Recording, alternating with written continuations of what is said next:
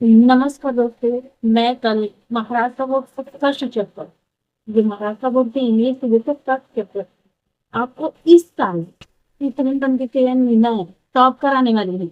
तो इसका मैंने हिंदी में एक्सप्लेनेशन समरी दिया हुआ था। और ये चैप्टर कब लिखी थी, किसने लिखी थी, रविन्द्रनाथ टैगोर के मन में ये चैप्टर लिखने का भाव कहाँ से आया, क्यों पैदा हुआ, वो सारी चीजें मैंने बताई थी। अब इसके आगे मैं कंटिन्यू करने वाली हूँ। इसमें जितने भी इम्पोर्टेंट क्वेश्चन होंगे जो 2027 में आएंगे और टॉप कराएंगे आपको, तो वो टॉप करने के लिए आपको एकदम सिंपल तरीके से बिना रटे, जो आपके दिमाग में बैठ जाए एकदम आराम से आप समझ सको, बिना रटे आप कर सको, वो मैं आज कराने वाली हूँ। तो कुछ इम्पोर्टेंट क्वेश्चन लेके आई हूँ मैं, उसका आंसर आज मैं आपको लर्न कराते हैं। तो इस बार आपको 100 में से 100 इंग्लिश में लेके आना है, वो मेरी गारंटी है। सिर्फ वीडियो को आपको लास्ट देखना, आपको ये पूरे चैप्टर क्वेश्चन इंपॉर्टेंट वाले लर्न हो जाएंगे। तो फर्स्ट चैप्टर है कि what does the word pray to God for. ठीक है, तो मैं इसका आंसर भी बताती हूँ कि what does the poet pray to God for. ठीक है, तो व्हाट डज द पोएट का मतलब होता है कि भगवान से पोएट ने क्या प्रार्थना करा।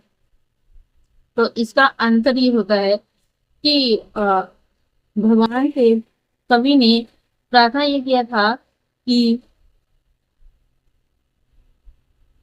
उनका देश ऐसा बने जहाँ लोग निडर रहें। ठीक है, पहले तो भगवान से उन्होंने ऐसा बोला था कि उनका देश, यानी कि रविन्द्रनाथ टैगोर ने भगवान से ये मांगा था कि हमारा देश ऐसा रहे जहाँ सब लोग बिना डर के रहें और शिक्षित हों और सभी मिलजुल कर रहें। ठीक है, और इसको इंग्लिश में ऐसे लिखेंगे, the poet prays to God to away him country into heaven and freedom where people are fearless, truthful, educated and united।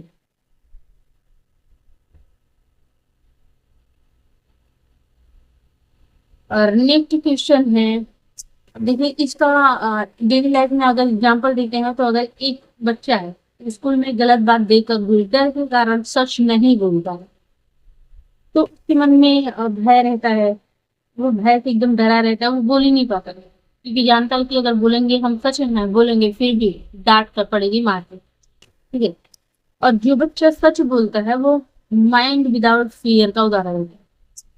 अब देखिए, what does poet the mind is without fear mean. Next question है कि what does where the mind is without fear mean. तो where the mind is without fear का क्या मतलब होता है, इसकी हिंदी क्या होगी, इस क्वेश्चन का आंसर के लिए देख लेते हैं। It mean people should live without fear and have confidence. It means यानी कि इसका मतलब है कि जो लोग होते हैं वो बिना डर के और कॉन्फिडेंस के साथ जीते हैं।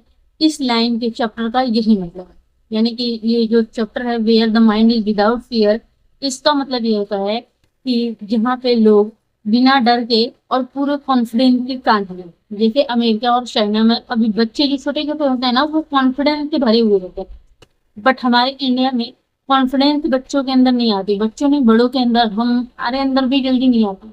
हमें डर होता है कि लोग हंसेंगे, हमें ये डर होता है कि लोग मजाक उड़ाएंगे, हमें ये डर होता है कि टीचर हमारे हमें डांट देंगे।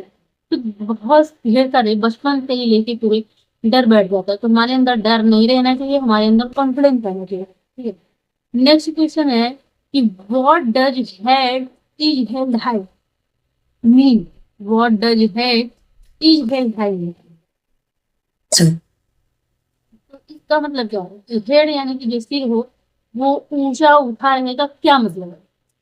तो it mean living with self respect and confidence. It mean living with self respect and confidence.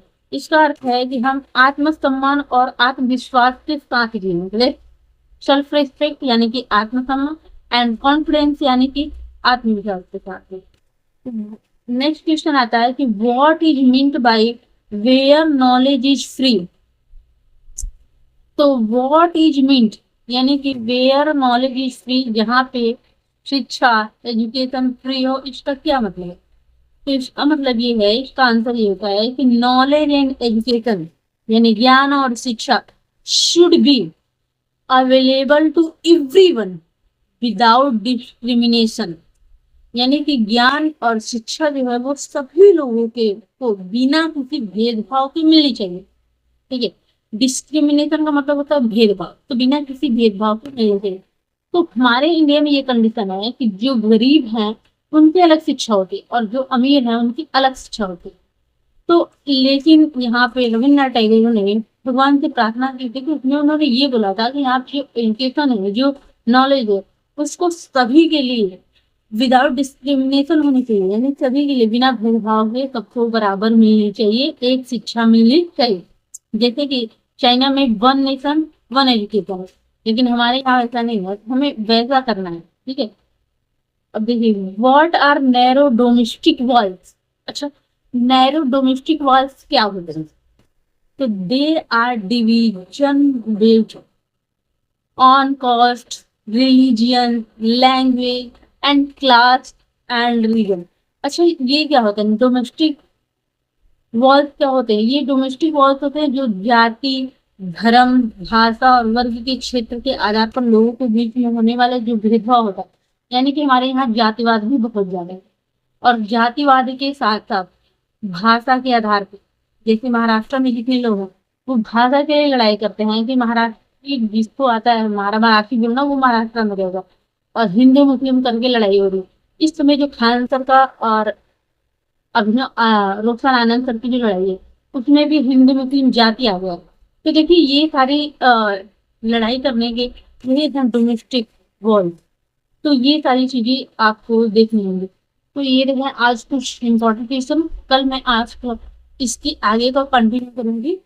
और थैंक यू। ये वीडियो उनके पास शेयर कर दीजिए जो इस साल 2027 में महाराष्ट्र बोर्ड में टॉप करना चाहते हैं। Bye bye, take care. कल फिर मिलूंगी ऐसे ही हिंदी में एक्सप्लेन करते हुए। Thank you.